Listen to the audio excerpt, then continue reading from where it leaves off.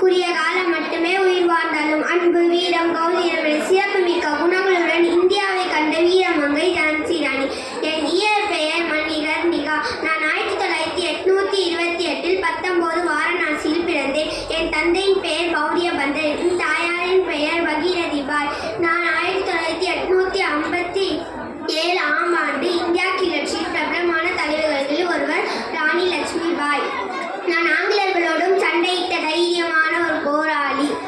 நான் வீட்டிலே கல்வி கற்றேன். மற்றவர்களை விட சுதந்திரமாக வாழ்ந்தேன். நான் 1842 ஜான்சியின் மன்னரான ராஜா கங்காதர் ராவ் என்பவரை மணந்தேன். நான் 1851 மகனை பெற்றெடுத்தேன். அவனுக்கு கமோதா ராவ் என்று பெயரிட்டேன். ராஜாவின் மரணத்துக்கு பிறகு ஆங்கிலேயர்கள் என்னை விடுதலை முறை கோட்பாட்டின் மூலம் கைப்பற்றினர். என்னை காப்பாற்றுவதற்காக லட்சுமிபாய் தைரிய